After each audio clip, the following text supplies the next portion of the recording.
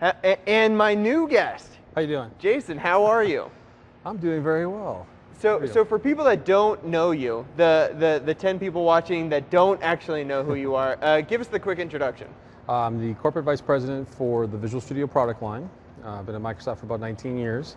So I've actually worked on the original version of CLR all the way up and work on the Visual Studio tools now. So. All right, so we saw some of the stuff that you were showing off in the keynote. You want to give kind of, and really this is your chance to ask questions, everything related to Visual Studio 11, right? Yep, absolutely. Give us kind of like the 20,000 foot view. What is the big things that developers are going to care about for VS11?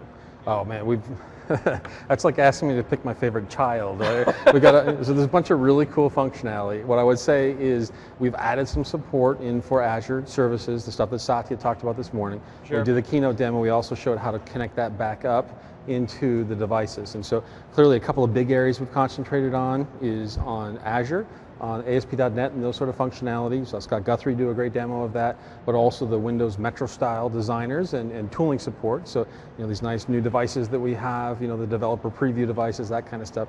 Lots of cool stuff. Great innovation down at the framework levels with .NET, in HTML and JavaScript, all the languages. It's a really large release. There's a whole bunch of great new stuff. Yeah, so in terms of the bread and butter developer in an IDE, just talk about some of the niceties that they're going to discover. So sure. Whether it's debugging or some of the code analysis features that you guys have added. Well, every time we do a release, we look at both platform support. We also look at developer productivity. One of the things that we did, and I mentioned this morning, we've had over 1 million downloads of the productivity power tools, and these are these are really cool. I don't write code in 2010 anymore without them, but it's interesting in that it's about developer productivity. So it's things like being able to do a search across my entire project, find everything, methods, fields, the whole 9 yards. Quick info, we've got 4,000 different commands or dialogues, designers, etc. You can go in and go find those right with one little search right up on the top. We also tried to simplify the user interface as well. So you'll find that there's fewer toolbar layers that are in there. Like you hit F5 and debug, we don't give you 2 or 3 lines of toolbars anymore. So there's a whole bunch of productivity sort of stuff. You asked about the tooling side. There we've done a lot of work on things like unit testing. So we can bring your own unit test framework in there and go run what you want. We've made sure it scales like 100,000 tests in one project. You can go do that. So you can, if you're doing TDD or something like that, man, we got you covered. But you also mentioned static analysis, another good example of that. We've also pulled in and even cool things like the Windows team has done for the device driver SDK work, the ability to actually write device drivers, and for the first time, we've actually got the kernel debugger hooked up inside of Visual Studio. So ooh. I guess something, there's WinHack folks here. Was this like the we've got Strike toys for everybody. Strike toy? Oh, when I ran the developer team, I was a development manager for the CLR. Yeah. For like version 1.1 and 2 and that kind of time frame.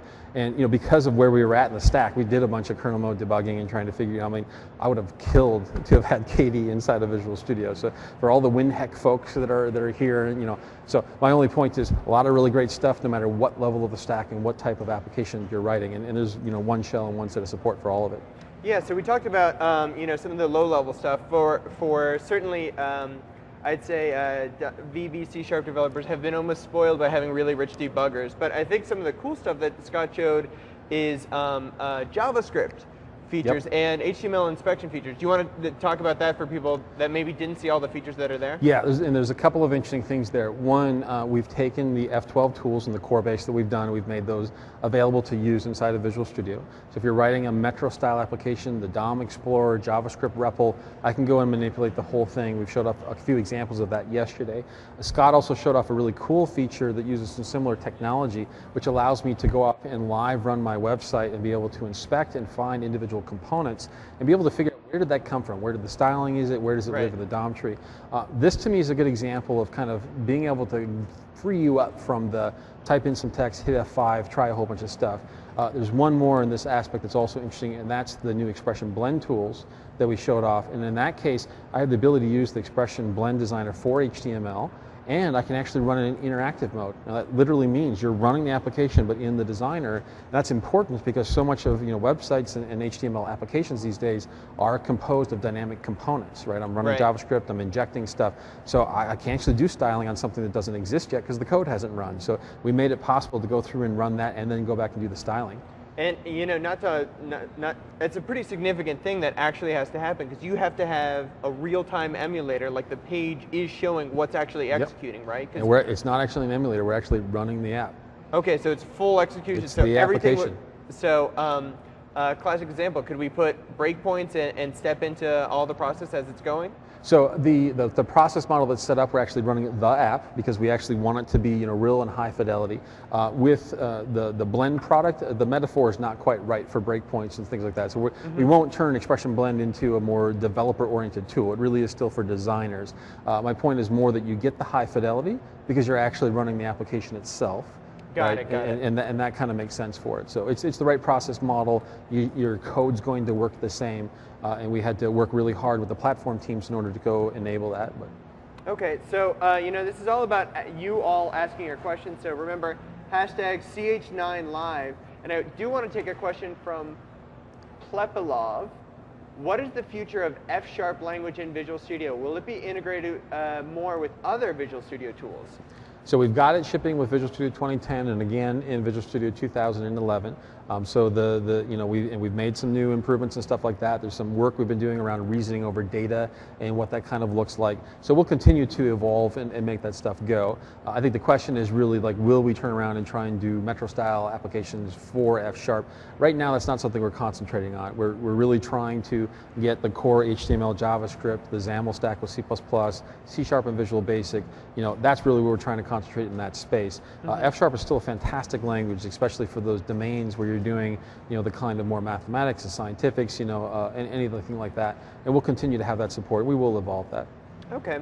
Some of the stuff that we also saw was using different parts. So like an HTML, JavaScript application that actually had calls into C++. Do you want to talk about how the things work and what's the developer experience? So somebody has a great image processing library that's in C++. Yep. I can use it in my Metro style application. It's actually really slick. The team has done a really fantastic job on this. I can go off and create my HTML application, get that up and running. I can actually go back and then add the reference back into the C++ version, and now I can start using the interfaces directly through the projection mechanism and just started consuming it. So the APIs are really simple. Otherwise, there is some work to stitch these things together, but the tool is kind of making that easier for you. The other component of this, of course, that's the authoring experience. After that is the packaging experience, and we've integrated that piece too. So when you go off and create your application package, we'll get everything in there and bundle it up in the right kind of way so you can kind of push it through the system. So it's actually quite nice. So using C++, you did mention a canonical, fantastic example, which is I've got some kind of Chrome UI sort of interface, HTML, JavaScript, great for that. I want to do some really compute-intensive stuff. C++ is awesome for that. So that kind of scenario works very well. Cool, very cool. And some of the other stuff, and I forget the exact name of the feature. It's something that finds duplicative code. Yeah. Do you want to talk about that? Because that one seemed like the it's too cool to be true. Yeah. The code clones work. Code clones. Yes. I love this feature. It's really it's freaking cool. Is it make believe? Is it magic and unicorns? Nope. It's not unicorn tears and asteroid medals. No. It's actually a really cool piece of technology. It was a great collaboration that we did with Microsoft Research as well. They wrote an analysis engine. We've incorporated it into Visual Studio. If you haven't seen it, what we basically do is you can select blocks of code. Right, not even an entire method, you can subset blocks of code.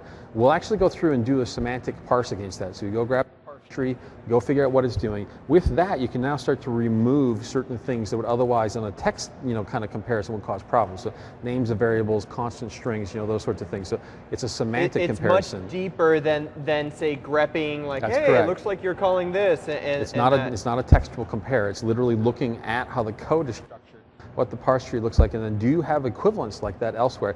And it's good at doing the matches. So it'll do a fuzzy match, like this is a weak match, this may or may not be something, all the way down to a strong match, which is, this is absolutely the same chunk of code. And so I really love this. I think because we've all run into code that we've had to support, not code that you've written, not code that I've written. We would not do that. But we've all run into cases where someone else on our team has done that, right? So you can go off and detect it. Now I can go through and find that throughout my entire project. It's really slick. Cool, very cool. And for people that want to play with this stuff, so I think we have the Windows 8 build available, and I believe that comes with Windows Developer Express. Visual 11? Studio, I'm gonna make you say it, Express. actually. Yeah, I know now I'm going to blunder it, but yeah, we have a new version of Visual Studio Express for Windows, and it's specifically designed for people to go write Metro style applications. Right. And so that is designed for that. So you can download, as Steven Sinofsky announced yesterday in his keynote, they have a version of Windows that is available. You can get a version that's just Windows. You can get a version that has the tools with it. The developer preview kits that we handed out had both of them in there. In addition, this morning, Satya Nadella, president of STB, he announced the general availability of Visual Studio 11 as well. That includes the ultimate version as well as a new version of Team Foundation Server. And when can we download that? If you're an MSDN subscriber, you can download it now. My blog actually has direct. Okay, perfect. My blog has a directly link to it. You can look up on MSDN, and we'll do what we typically do is in a couple of days. I think we've announced on Friday on a time slot. Then everyone will be able to go ahead and download it. So MSDN subscribers right now, everyone else will be able to download it by the end of the week. Awesome. Party on. Yeah, I didn't know we were making it available to everyone. It will be available to everyone, absolutely. That's definitely exciting. Now, some of the other cool parts is we've seen a lot of innovation in the language side. So do you want to talk about some of the support, obviously colorization and debugging support for things like async and some of the new language features that you see and how it all just comes together with the tools? Yeah, async is a fantastic example of this. So I mean, with the new Metro style APIs as well as the work that we've been doing on the server side, you typically will have asynchronous APIs and you want to be able to call those. Clearly we want to be able to write our code in a way that can handle those conditions. Now, you can always walk in, write event handlers, handleable, you can write all that code. I've written lots of that kind of code. It's kind of a pain in the butt, right? I mean, so, and in some cases, you absolutely want to go do it. I'm writing a very performant application, but mostly, oftentimes, I just want user responsiveness, right? I don't want my app to just hang in the UI. And so having asynchronous in the API sets is great because it helps with that. Now, await, async, the keywords we've added to Visual Basic and C#, that has the compiler do a lot of the heavy lifting for you. And so I did a demo earlier today where we pulled up like a dialogue in a Windows Metro, a WinRT API. It's async, but we just put the await keyword in front of it. Like in this case, I just wanted to pop a dialogue up on the screen and get that response and then move on. I really don't need to do the extra complexity. So await makes that super simple. I can use it on the client, I can use it on the server. I think people have been waiting for this kind of API innovation for a while in this space, actually. Yeah, absolutely. And another thing that certainly we've seen requests for customers, it's more like the compiler as a service. So are there things that you can talk about in terms of exposure, maybe for third parties doing some of the language analysis features that you mentioned before, like the semantic analysis versus just straight search, or features that are going to be in Visual Studio? Well, so what we typically do here is we have a great set of extensibility environment, and of course, Visual Studio is designed to run with multiple languages, multiple partners, and that kind of stuff. So we'll continue to work with partners to go do that. For the core pieces that we've done, we've added into a couple of the core languages, and then we have partners that will come along and fill some of that in as well.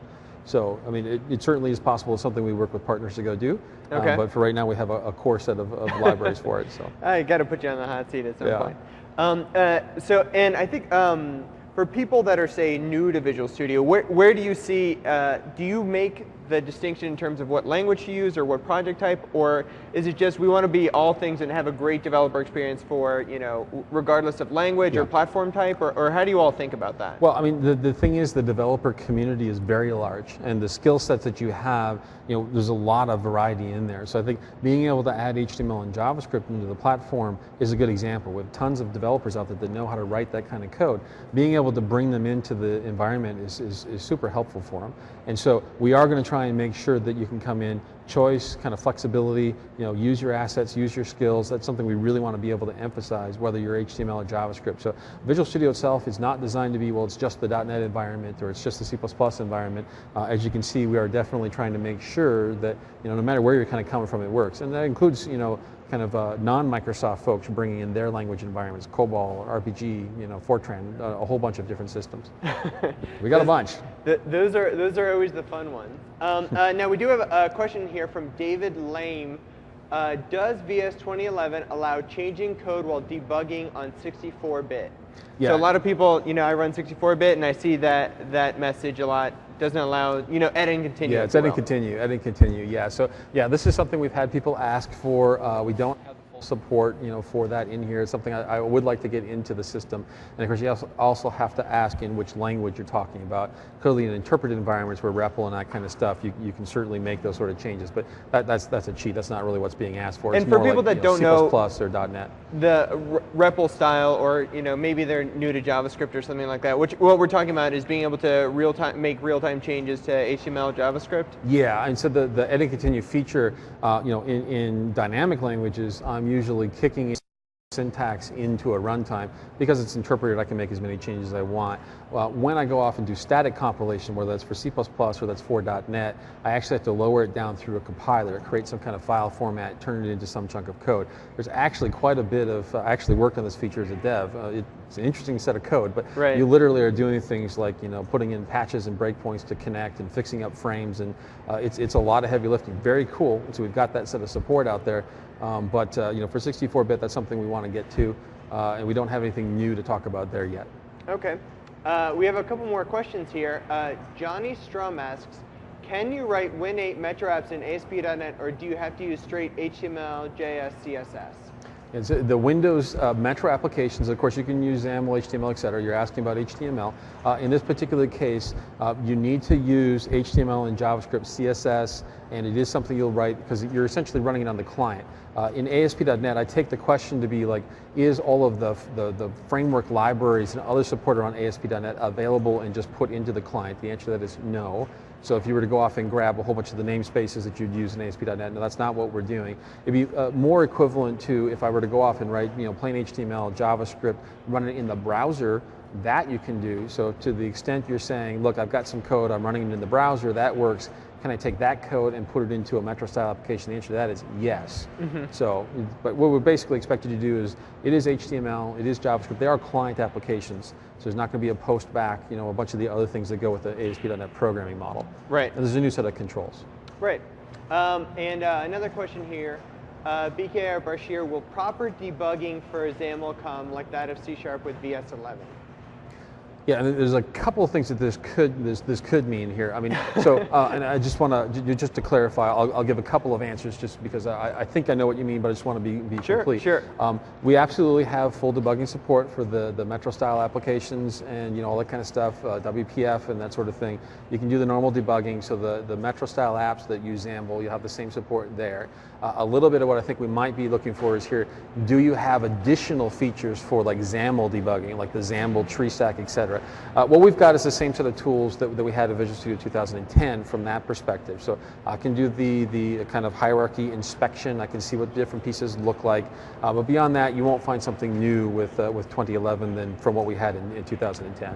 And yesterday in the big picture session, they actually showed some of the designer elements from Visual Studio are now the same ones in Blend. Do you want to talk about that? Because they showed the document outline, and you saw the the eye to hide specific elements and stuff like that. How does that all work? Yeah. So the way we had things constructed for the designer in 2010 is we had a XAML designer that was a component built in, plugged into Visual Studio.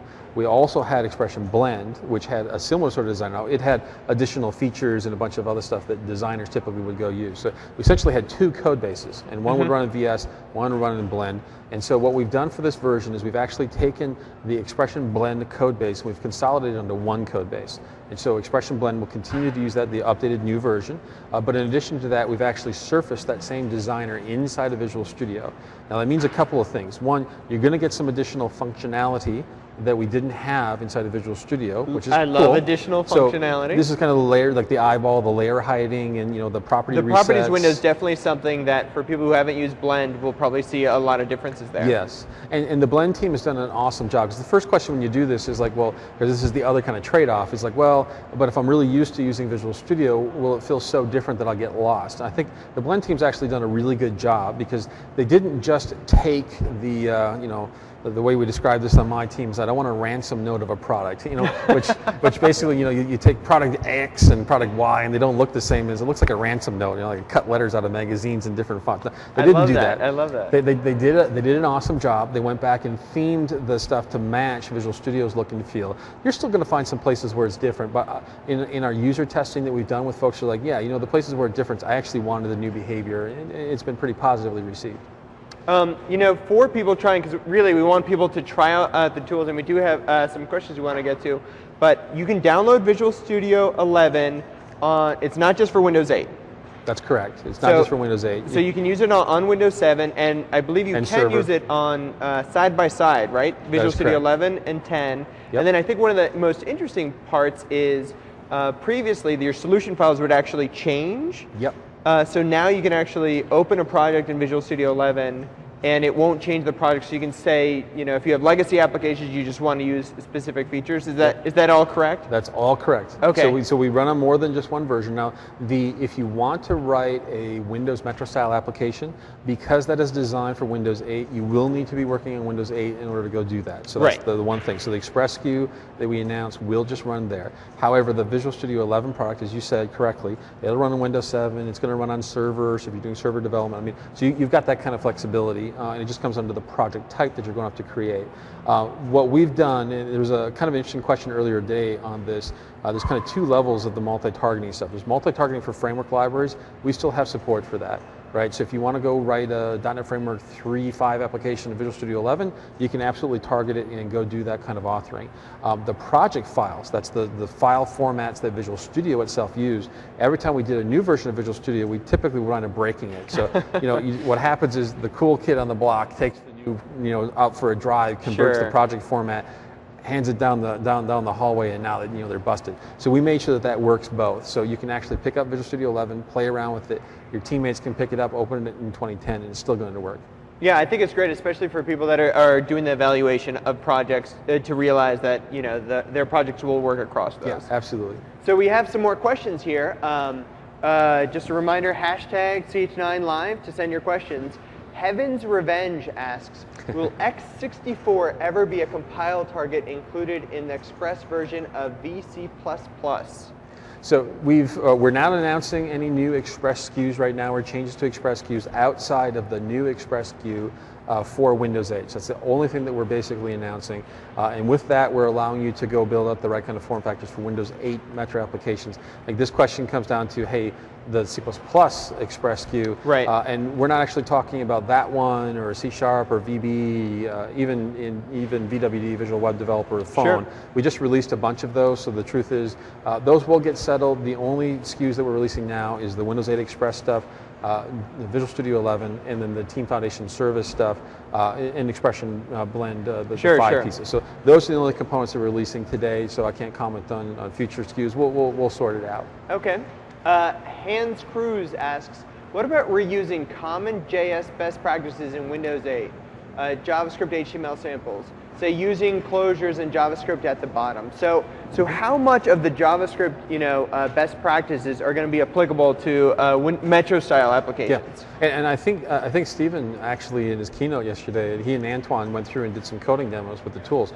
I thought they did a great job explaining what this kind of looks like. At the bottom, you're just talking about the same kind of rendering engine, and as Stephen said, it is just the browser stack that we have for Windows. I mean, it's in there for both of those. So what that means is you can actually come back and use. In fact, the first demo that Antoine did, where he showed just HTML and JavaScript, it just works because it's just a browser style application. Now, what you'll wind up doing after that, so closures, the other sort of techniques you're describing, those absolutely work. The runtime support it, all the rest of that. What you're typically going to wind up doing, though, is if I'm targeting this kind of 16.9 form factor, whatever it happens to look like, I'm probably also now going to start adding some of the new Metro style controls. And so I want the kind of scrolling list view and be able to kind of pan through. Right. I want the contract integrations and those sort of things. Those we've written some code to help you out with and make those work. We've used a nice kind of method for writing these things. If you look at the sample applications, you will see us do things with event and .then, and then opening a new function, and for the handlers to kind of get a nice, concise set of code in there, which is a very common JavaScript programming pattern. We actually did try and use that same sort of methodology that a JavaScript developer would be very familiar with. So flexibility again, we're going to give you some stuff that just works out of the box. You're going to take advantage of some of that. We want you to be able to take your assets and pull them in. Another cool feature that I started playing with when I got the Express build is the ability on samples. So you mentioned some of the SDK samples. When you go to File, New Project, you can actually search for samples, and there's a number, certainly done by your team and the SDK team, that you can actually pull up and use. So can customers actually add samples to that repository as well, or is it just? You will be able to over time. What I'm talking about here is we already have the support today with Visual Studio Gallery to go off and go post samples up into the environment. You'll be able to go download those and pull those through. What we've done for the current version of the toolkits and the samples we produce, we really want to make sure that developers get off to the best possible start, and build really fantastic. That's why yesterday, Jensen actually did a good talk about UX and what good UX looks like. And so I think what's really important for us right now is let's get a few really high quality samples that show you what you need to do to build an awesome Windows 8 Metro application. With that, that's where we're going to start. So the general mechanisms, yes, they exist, but for right now, what you should expect us to do is do a few of them of very, very high quality, make sure everybody gets kicked off of the gate. And I think over time, you'll see the ecosystem kind of fill it out. Okay, great. And we do have another question here.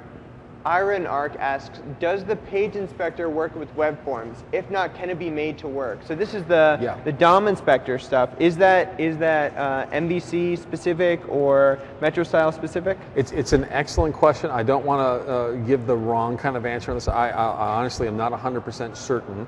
It basically is just doing the remoting and it's pulling back the DOM so we can go off and go look at it. But I don't want to give you a definitive answer because I may get it wrong. Feel free to ping me. I'll make sure we get it hooked up and I'll give you an answer. JasonZ, Microsoft.com. And while we're there and talking about Twitter, JL Zander? JL Zander on Twitter, yes. So you know who to follow? Yes. Should have put my own name up on the bulletin, on the billboard, captive audience, 4,000 people. We just scratched this out and just JL Zander. Follow JL Zander, yes, on Twitter, yes. Now we've talked a lot about, coding stuff, debugging stuff. What about some of the things for, say, architecture or inspecting an application? Some of the things, sequence graphs, and some of the other things that we've done to inspect applications, maybe, especially for code bases we're not actually familiar with. We're walking in and seeing how somebody else's code works. Is there any new stuff in VS11 for that? So we got some, obviously some fantastic support that we shipped, being able to go back and kind of reverse engineer code and assets. After we shipped 2010, we also did some feature packs. We added back in some web inspection, so you could tear apart ASP.NET application. We also went back and did some C++ work as well. So those are available. We will continue to ship those plus some improvements in Visual Studio 2011. So we've got some of those sort of improvements through the system. I will say a big theme that we did for the application lifecycle management, there's kind of two to call out. There's tons of great stuff being done, but there's two I would call out. One is moving us into a services kind of environment, and we talked about that earlier today as well. The other one is a big investment in agile support, just given where methodologies are heading and what people are doing. Yeah, can you talk more about Agile support? So I know you mentioned some of the unit testing and the ability to have a pluggable framework for unit testing, but what are some of the other things that you certainly see that Agile developers using, and why Visual Studio is more awesome for Agile developers? Lots of awesomeness. Yes. No, I mean, so Agile, we tried to do the entire life cycle, because what you really want to do is you want to get the entire team working together. And a lot of time the original Agile, kind of methodologies or practices, maybe were focused around dev and test, and we want to expand that back out. So it starts all the way back up in saying, okay, how many times have you built exactly what the customer asked for, but not what they wanted? Right. And every time I mention it to people, they're like, "Oh, I've had that. I've done that." So we started off first with requirements and basically said, "Is there a good way for us to do Agile requirements?" And what that means is the ability to figure out, well, what software should I build? What should the screens look like? What should the features be? But get into a rapid feedback cycle. So we've shipped support inside of PowerPoint that allows you to actually do very quick mock-ups of I do love this feature. It's really cool. Love it. It's really cool. And we hooked it up into the workflow. So that now if you're a product designer, you can come in, product owner, you can come in, make some changes, and then get feedback. If you go into the building side, we've got support for Scrum. I showed off their backlog. I showed off task boards. All the normal set of worker flow that I want to do, sprint planning, everything you do for Scrum, you can pull. We have a dedicated session at TFS coming up right after this. Fantastic. That's really cool stuff. Once you get past that, the next thing you want to do is well, I've got the application, I did the requirements that's gone off and build. You mentioned unit testing, continuous integration. That's part of the cycle too. We've also done exploratory testing. And what that means is you can actually go pick up the app and turn around and we used some of our technology that we built in 2010. So all of our testing tools that we invested, we can get videos, we can get playback logs, we have these action logs that can be done. You can actually pick up the build, start playing with it, we'll record it. You can actually narrow down repro steps for bugs, or you can annotate it as a product owner and say, this is close, but I don't like the font, I don't like the color, and now it makes it back in. So if you look at it, that's the entire life cycle, from definition through implementation, through quality, through feedback. We want to make that go very, very, very tight. So we've done the whole thing in this release. Awesome. All right, so my guest has been Jason Zander. That's at JL Zander. Yep. And blog is blogs.mcn.com. Jason Z? Jason Z, yep. Okay, awesome. Yep. Thank you so much, Jason. Appreciate awesome. it. Thank you very much. Thanks. See ya.